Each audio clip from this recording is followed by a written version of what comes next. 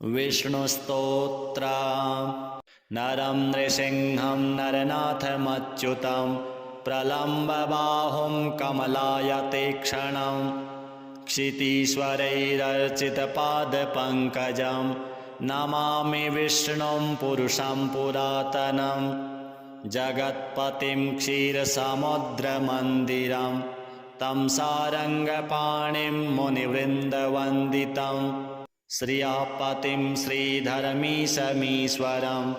नमामि गोविन्दमनन्तवर्चसम्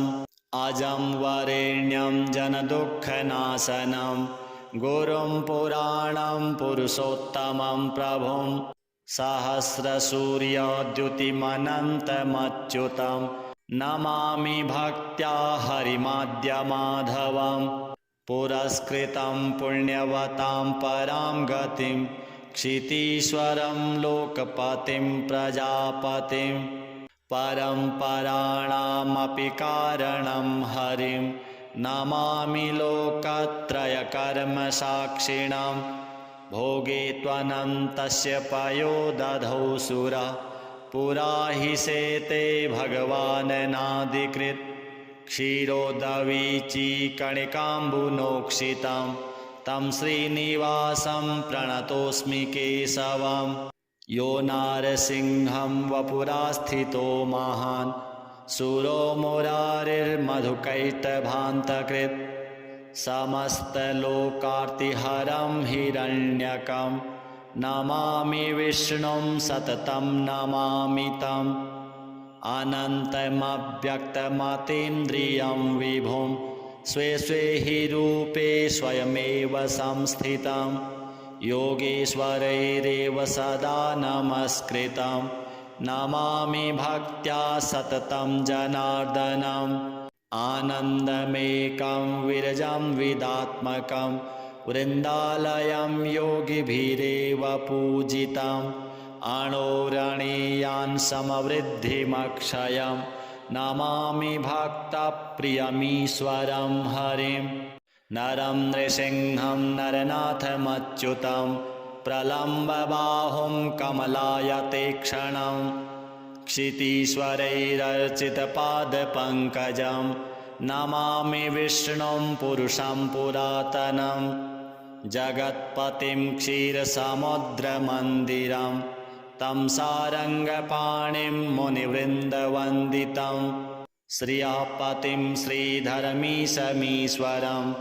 नमामि गोविन्दमनन्तवर्चसम् अजं वरेण्यं जनदुःखनाशनं गुरुं पुराणं पुरुषोत्तमं प्रभुं सहस्रसूर्यद्युतिमनन्तमच्युतं नमामि भक्त्या हरिमाद्यमाधवं पुरस्कृतं पुण्यवतां परां गतिं क्षितीश्वरं लोकपतिं प्रजापतिं परम्पराणामपि कारणं हरिं नमामि लोकत्रयकर्मसाक्षिणं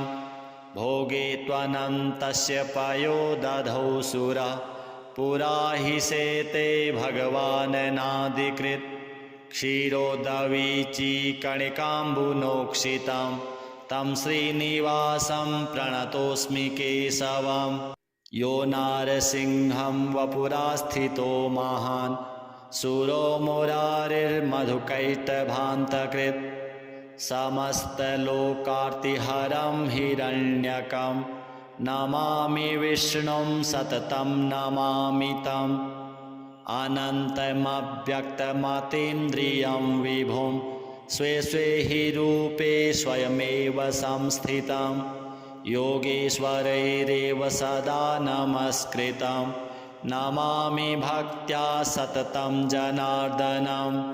आनन्दमेकं विरजं विदात्मकं वृन्दालयं योगिभिरेव पूजितम् अणोरणीयान् समवृद्धिमक्षयं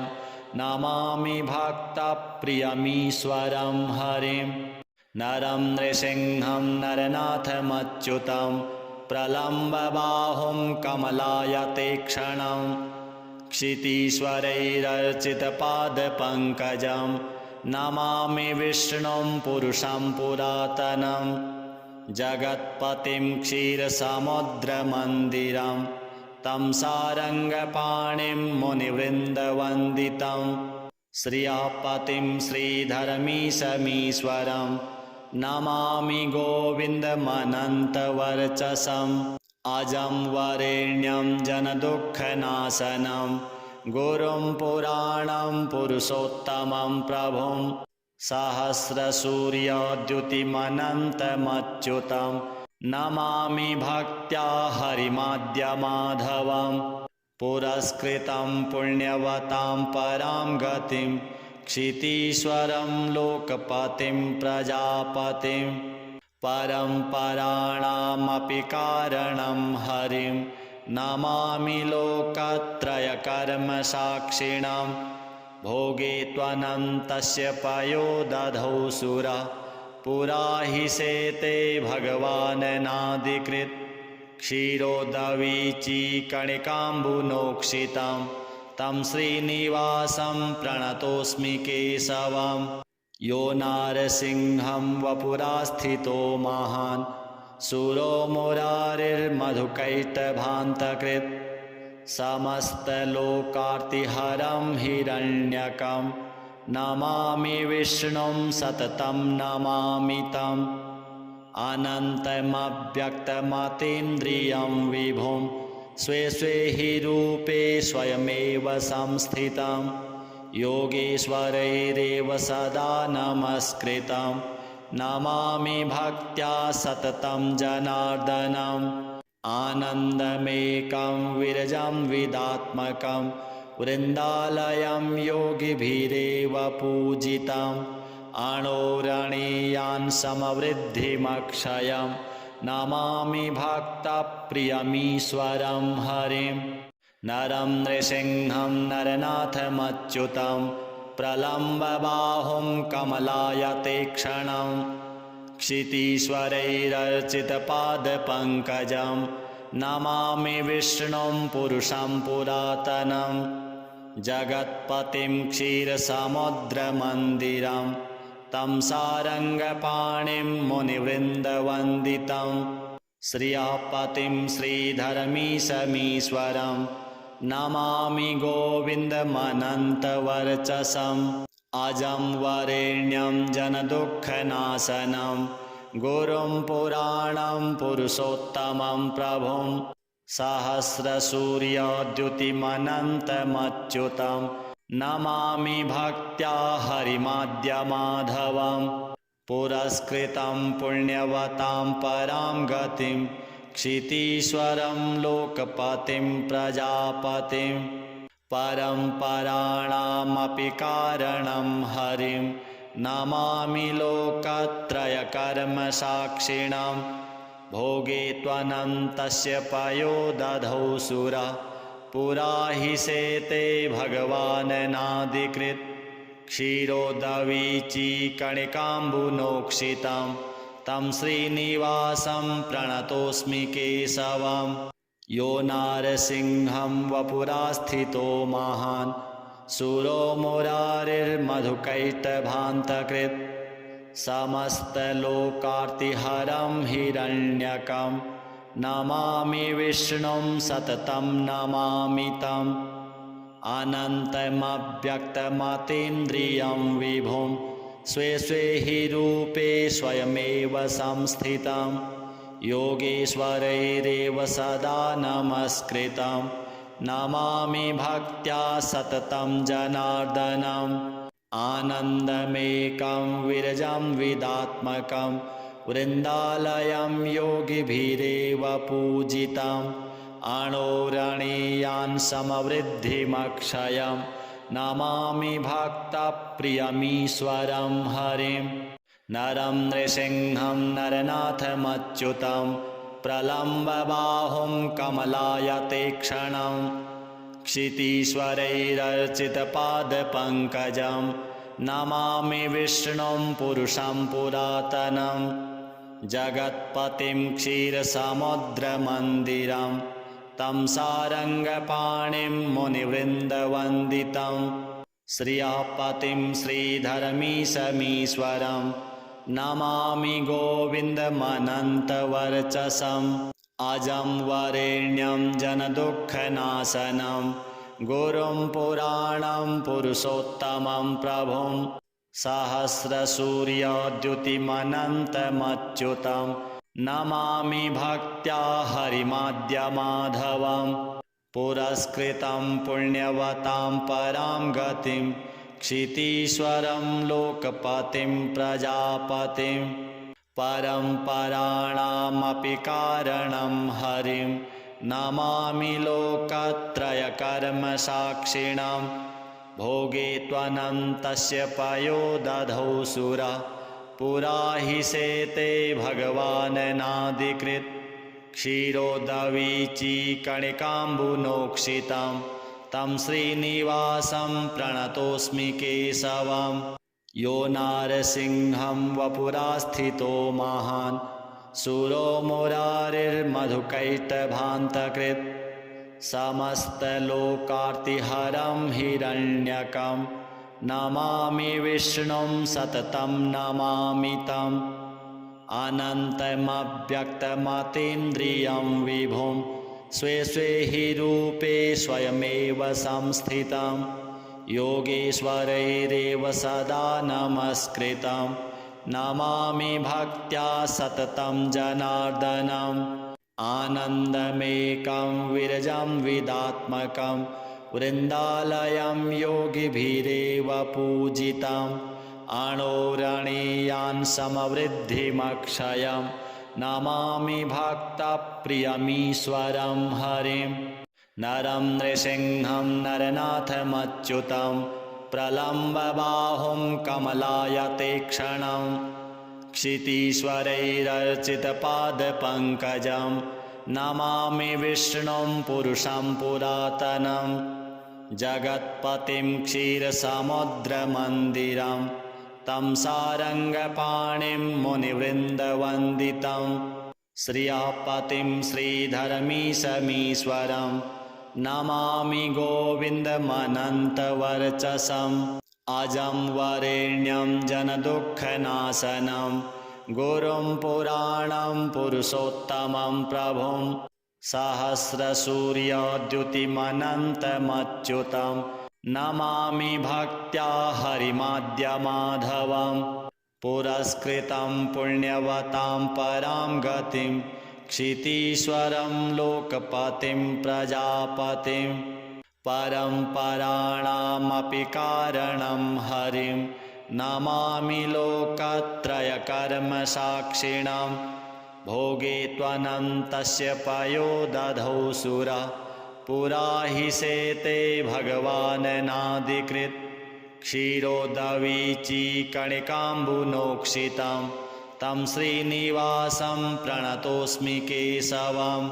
यो नारसिंहं वपुरास्थितो महान् सुरो मुरारिर्मधुकैटभान्तकृत् समस्तलोकार्तिहरं हिरण्यकं नमामि विष्णुं सततं नमामि तम् अनन्तमव्यक्तमतीन्द्रियं विभुं स्वे स्वे हि रूपे स्वयमेव संस्थितं योगेश्वरैरेव सदा नमस्कृतं नमामि भक्त्या सततं जनार्दनम् आनन्दमेकं विरजं विदात्मकं वृन्दालयं योगिभिरेव पूजितम् अणोरणीयान् समवृद्धिमक्षयं नमामि भक्तप्रियमीश्वरं हरिं नरं नृसिंहं नरनाथमच्युतं प्रलम्बबाहुं कमलायतेक्षणं क्षितीश्वरैरर्चितपादपङ्कजं नमामि विष्णुं पुरुषं पुरातनं जगत्पतिं क्षीरसमुद्रमन्दिरं तं सारङ्गपाणिं मुनिवृन्दवन्दितं श्रियापतिं श्रीधरमीशमीश्वरं नमामि गोविन्दमनन्तवर्चसम् अजं वरेण्यं जनदुःखनाशनं गुरुं पुराणं पुरुषोत्तमं प्रभुं सहस्रसूर्यद्युतिमनन्तमच्युतं नमामि भक्त्या हरिमाद्यमाधवं पुरस्कृतं पुण्यवतां परां गतिं क्षितीश्वरं लोकपतिं प्रजापतिं परम्पराणामपि कारणं हरिं नमामि लोकत्रयकर्मसाक्षिणं भोगे त्वनन्तस्य पयोदधौ सुरा पुरा हि शेते भगवाननादिकृत् क्षीरोदवीचीकणिकाम्बुनोक्षितं तं श्रीनिवासं प्रणतोऽस्मि केशवं यो नारसिंहं वपुरास्थितो महान् सुरो मुरारिर्मधुकैटभान्तकृत् समस्तलोकार्तिहरं हिरण्यकं नमामि विष्णुं सततं नमामि तम् अनन्तमव्यक्तमतीन्द्रियं विभुं स्वे स्वे हि रूपे स्वयमेव संस्थितं योगेश्वरैरेव सदा नमस्कृतं नमामि भक्त्या सततं जनार्दनम् आनन्दमेकं विरजं विदात्मकं वृन्दालयं योगिभिरेव पूजितम् अणोरणीयान् समवृद्धिमक्षयं नमामि भक्तप्रियमीश्वरं हरिं नरं नृसिंहं नरनाथमच्युतं प्रलम्बबाहुं कमलायतेक्षणं क्षितीश्वरैरर्चितपादपङ्कजं नमामि विष्णुं पुरुषं पुरातनं जगत्पतिं क्षीरसमुद्रमन्दिरं तं सारङ्गपाणिं मुनिवृन्दवन्दितं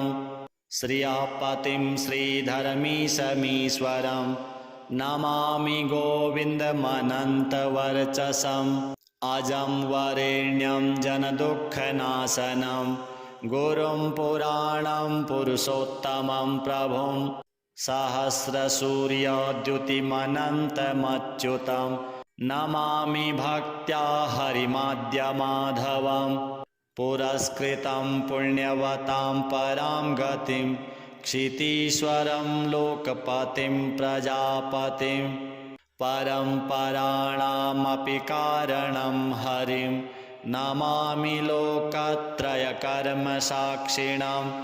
भोगे त्वनन्तस्य पयोदधौ सुरा पुरा हि शेते भगवाननादिकृत् क्षीरोदवीचीकणिकाम्बुनोक्षितं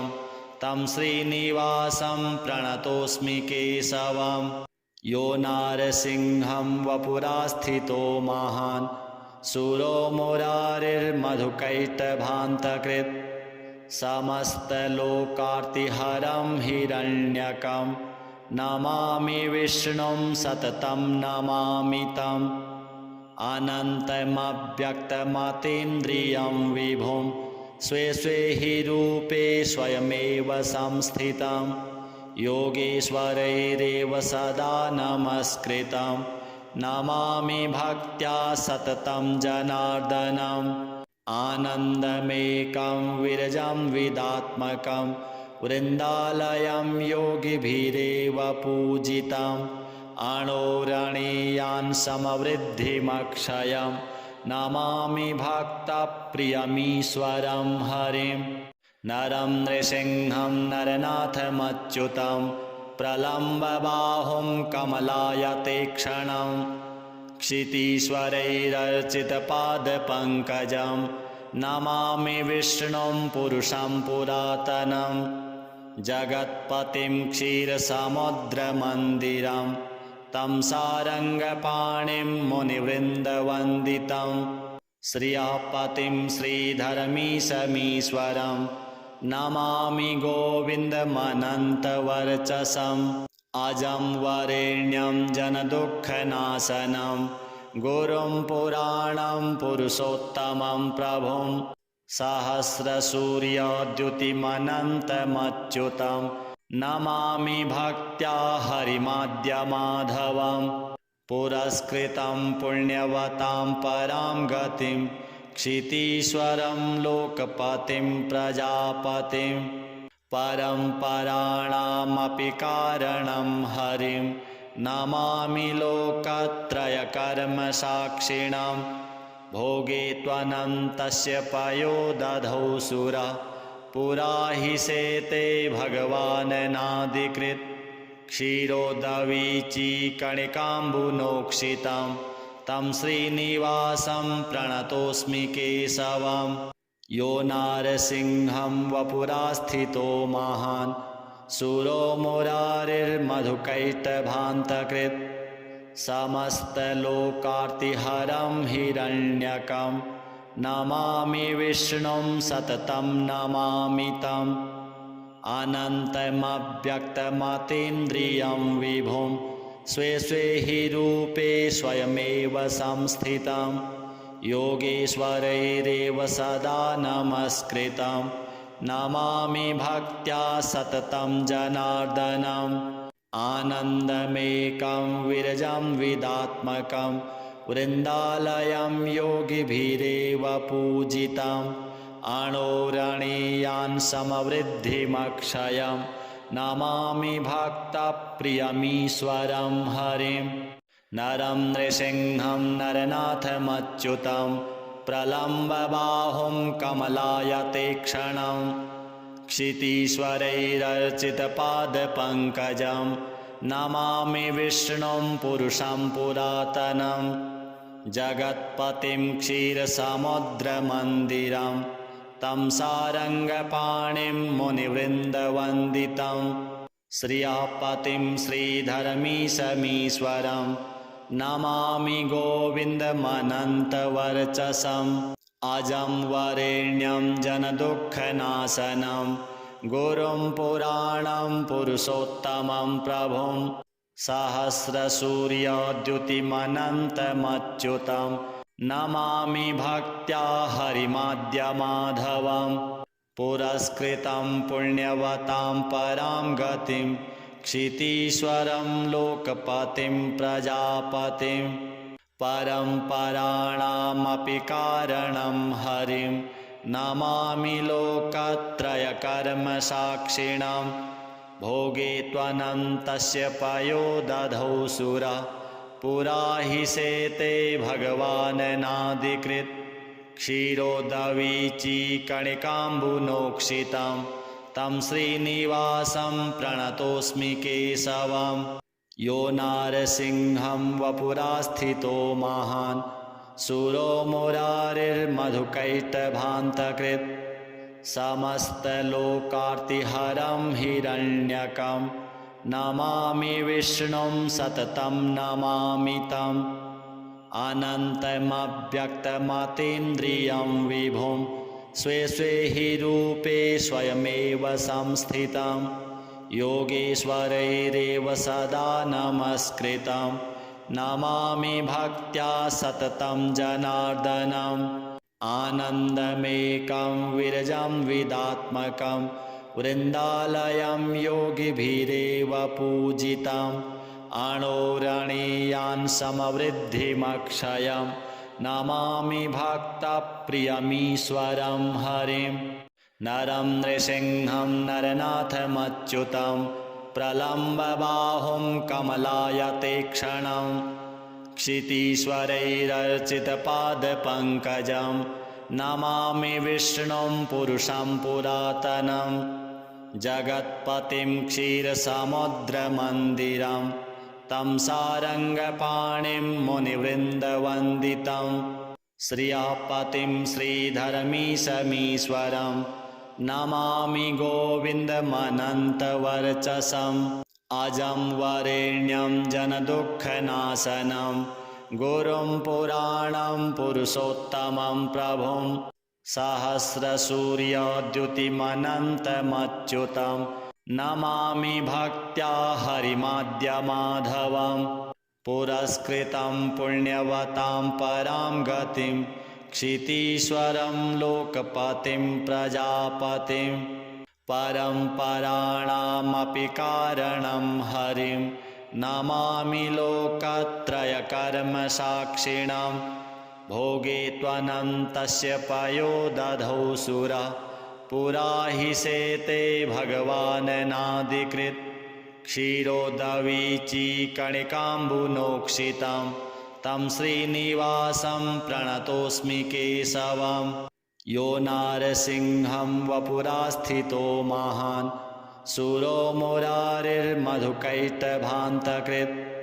समस्तलोकार्तिहरं हिरण्यकं नमामि विष्णुं सततं नमामि तम् अनन्तमव्यक्तमतीन्द्रियं विभुं स्वे स्वे हि रूपे स्वयमेव संस्थितं योगेश्वरैरेव सदा नमस्कृतं नमामि भक्त्या सततं जनार्दनम् आनन्दमेकं विरजं विदात्मकं वृन्दालयं योगिभिरेव पूजितम् अणोरणीयान् समवृद्धिमक्षयं नमामि भक्तप्रियमीश्वरं हरिम्